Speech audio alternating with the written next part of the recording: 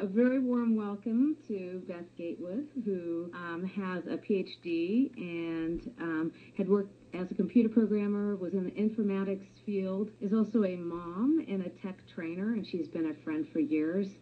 It's an incredible pleasure to welcome Dr. Gatewood, or Beth. Okay, take it away. Thanks, Renette. First, I want to thank you and Brock for this remarkable webinar series, which is proving to be so educational, inspiring, and also practical. And I hope today's contribution will be practical for the people that are attending. So what a huge gift this webinar is to the community, to parents, to educators, and other dyslexic individuals. So I'm truly grateful to you, Brock and Renette, for your vision and inspiration. So today I want to share information as a parent and as an educator. My entry to assistive technology was born out of strict and practical need. As they say, necessity is the mother of invention, and I can say this mother desperately needed some invention. So let me give you the backstory.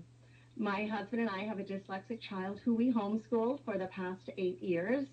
Hello to the other homeschooling mom who I see weighed in. And we also homeschool our other child who is not dyslexic. So here's the problem in a nutshell. We were not able to keep up with the voracious literary appetite of our dyslexic child, along with reading textbooks and other educational materials to him, and simultaneously meet the needs of our other child. As I'm sure these homeschooling moms that I'm seeing are typing in can certainly understand. So I was in a position where I was needing to read to this voracious individual between 500 to 1,000 pages a week out loud to help just meet his intellectual drive, to allow him to seek information at the level that he was at. So the problem, let me be really clear, is that the problem was not his intellectual drive, but the problem was the single human reader problem. And so ultimately the problem was me. So as we all bring our own expertise and resources to meeting a challenge, my husband and my background is in computing and software engineering, and that is what we brought to the table as we began to explore technological solutions. I'm describing now that we're bringing a technological solution to the single human reader problem in our own personal family. So with my background as a scientist, I began to analyze and experiment with ways we could best string together technology in a way that could allow independence and less dependence on me as the single human reader. Today, through the experiments on my own child, I now tutor other students in useful assistive technology for reading, writing, and organization, and designing workflows and solutions to accomplish their daily work. So today, I want to talk to you about one of the very helpful tools in the Dyslexic Students Assistive Technology Toolkit, and one that we applied early on, which is text-to-speech. I like to think of text-to-speech as the Swiss Army knife, which is handy in a variety of situations. So what I'm going to do at this point is I'm going to flip to the PowerPoint, text-to-speech, the Swiss Army knife of assistive technology.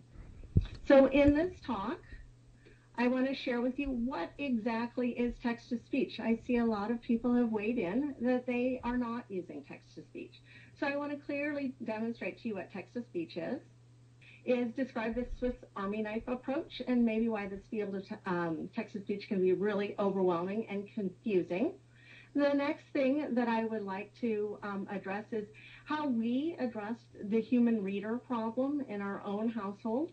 I wanted to provide you with an overview to understand how text-to-speech can work. And then I want to give you some practical ways that you could get started with text-to-speech.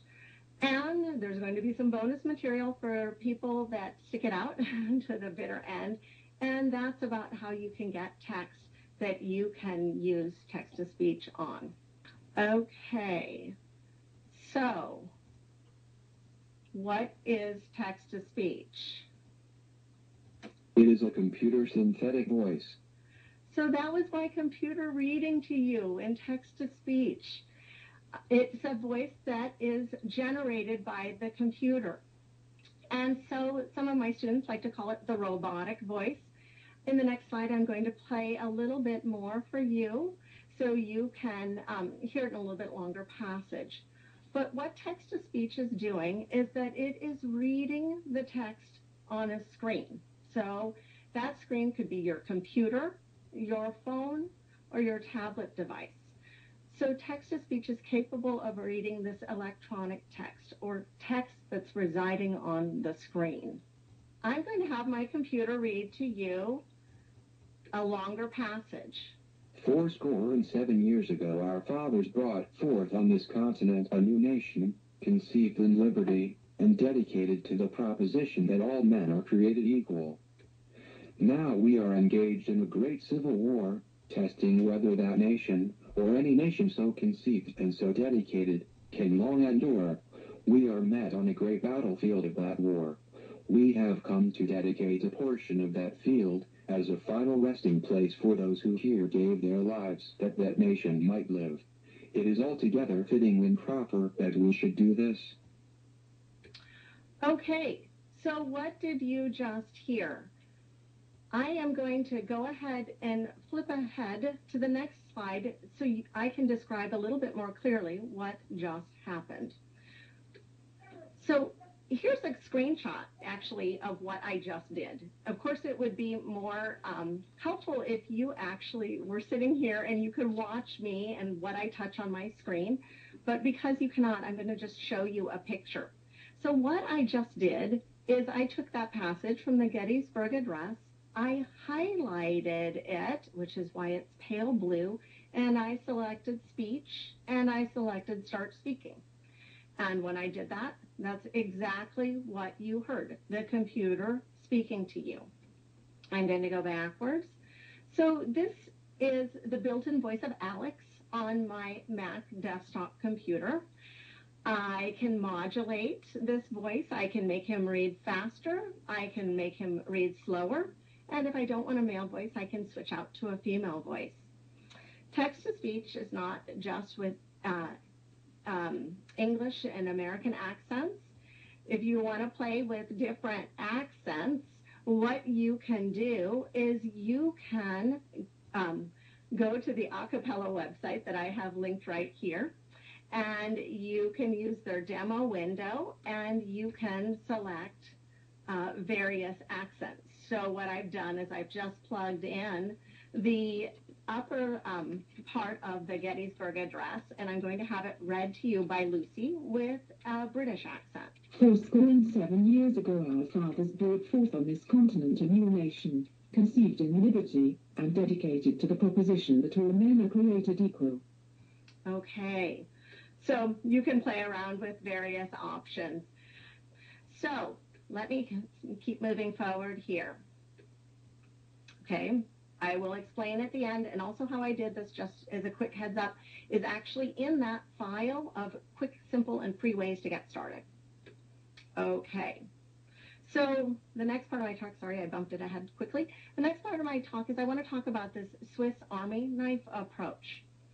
So when I talk about the Swiss Army knife, what I'm referring to is that, like a Swiss Army knife, text-to-speech is valuable in a variety of situations.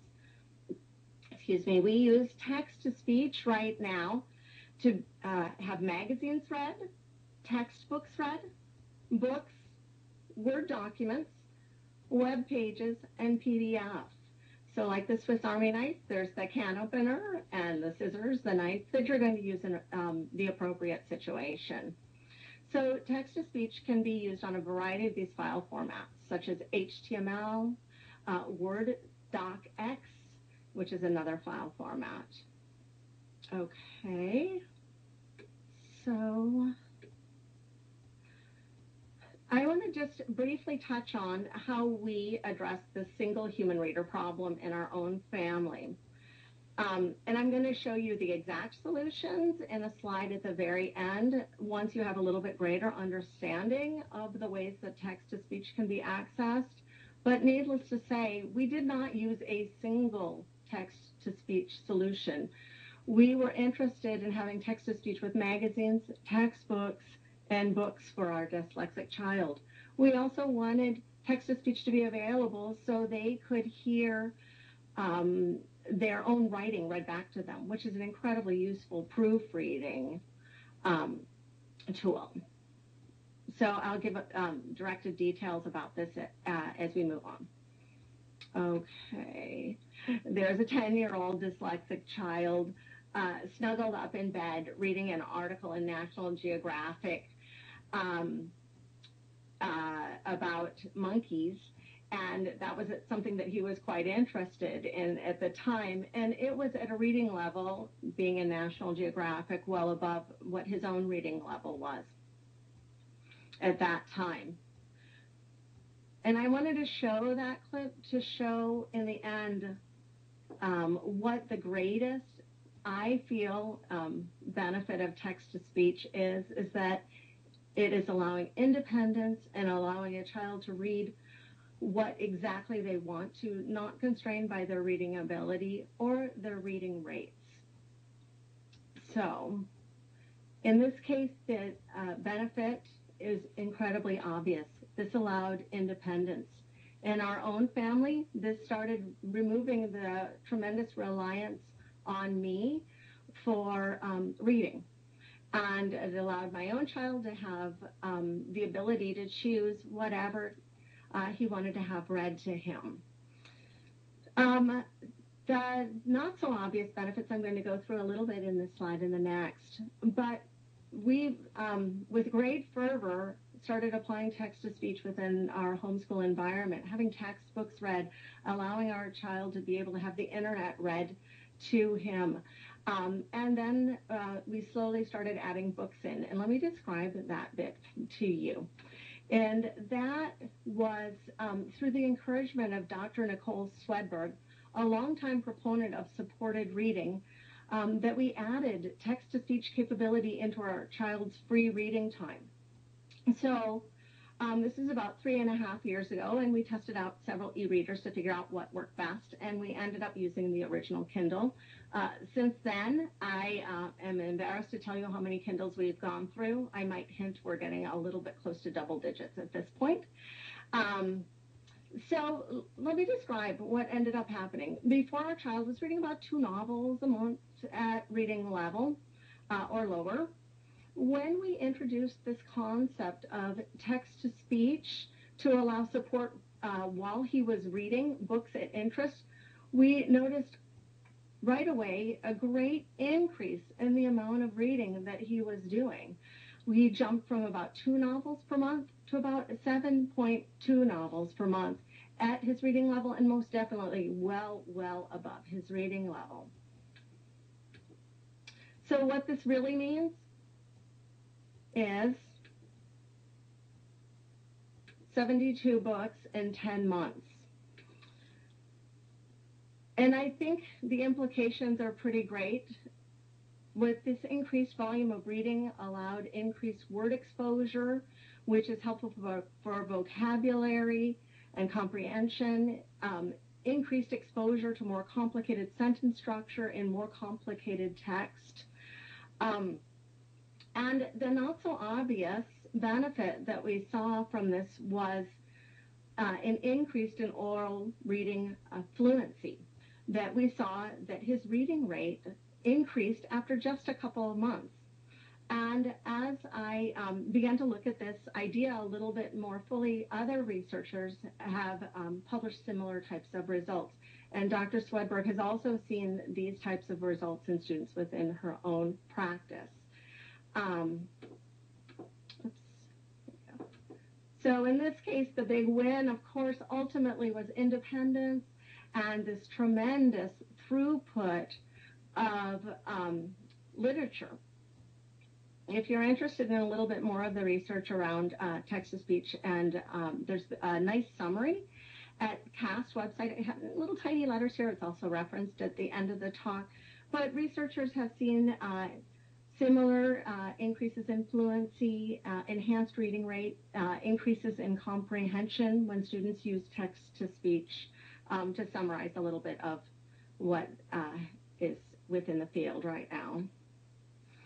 Okay, so now we're slowly getting into the nitty-gritty of understanding how text-to-speech works.